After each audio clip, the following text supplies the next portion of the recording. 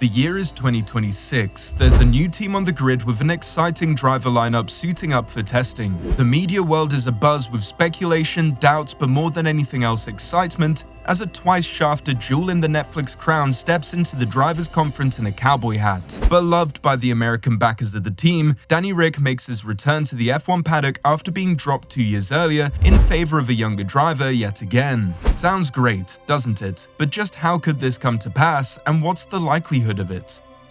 Want to know why all signs point towards yet another tragedy for the Honey Badger? Stick around, because we'll be discussing how the latest team to be approved by the FIA might just be his lifeline to stay in the sport. We said a while back that Danny Ric just can't seem to catch a break this year, and that doesn't seem to have changed, with recent news of his injury pushing back his return to F1 seeming to be yet another kick in the mouth for the Aussie. Natalie Pinkman has proceeded to pour salt in the metal-plated wound by claiming that she believes that Ricciardo's absence is making him miss his first opportunity to take the second seat away from Perez, with Pinkham having this to say when responding to fellow pundit Tom Clarkson proposing that Daniel should be taking the step up to the first team.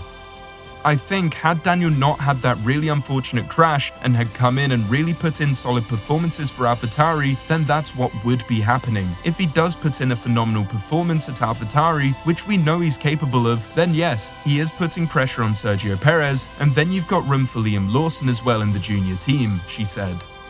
It's still possible that Daniel could stake his claim for the second seat, however he will have 5 less races to do so, putting pressure on Daniel and potentially creating the kind of environment he doesn't respond well to, with it being a well-known fact that he performs at his best in a happy and healthy environment. So quite why he's trying so hard to get back into Red Bull is something we're still trying to wrap our heads around. Obviously we're joking, but all jokes aside, Daniel's time at McLaren was marred by being in that kind of environment, with everyone's second favourite Aussie behind Kylie Minogue having this to say about his time at the Woking outfit, and as anyone could have possibly guessed, he couldn't resist taking a slight dig at them.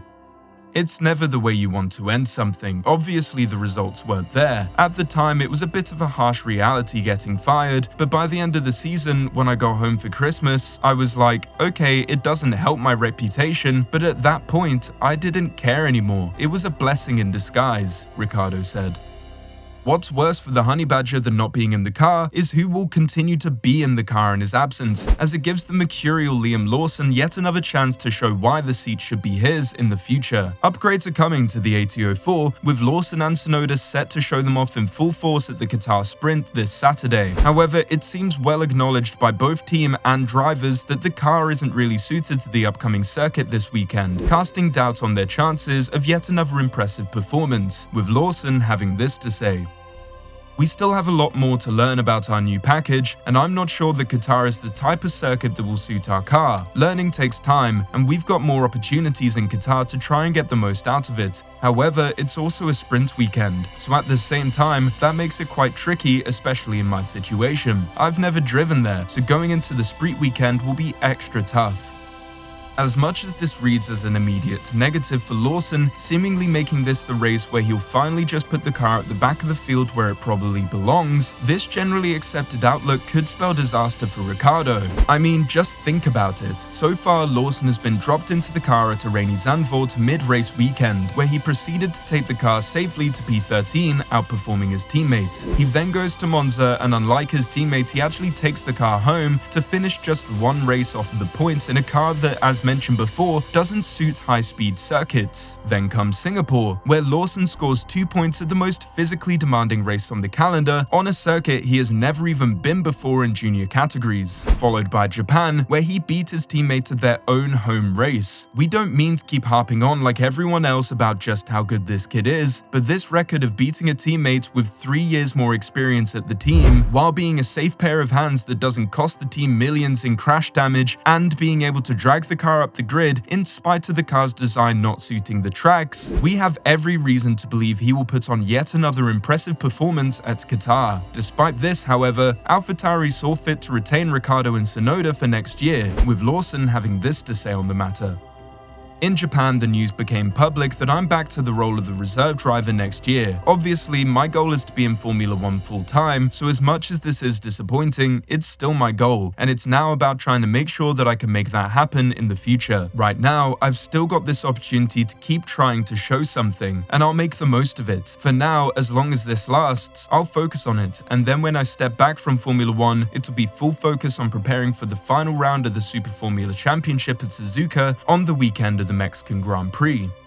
So for the time being, Ricciardo's seat is safe, but for how long? Contracts in F1 are about as hard to break as biscuits, and what's more, Lawson has surely done him no favors by being in the car for the past 4 races, let alone taking it out of his broken hands for yet another one, right? Well, hold your horses there, partner, because Danny Ric will now be making his big return at the Circuits of the Americas, both his favorite venue in Formula 1, as well as an opportunity to secure his future in the sport in potentially more ways than you'd initially think. The first and most obvious way is by turning up and putting on a masterclass, getting his 9th Grand Prix win, and immediately being given the news personally by Christian Horner that he is indeed getting the call up to Red Bull to replace Perez and being given his coolest guy ever trophy by Helmut Marko.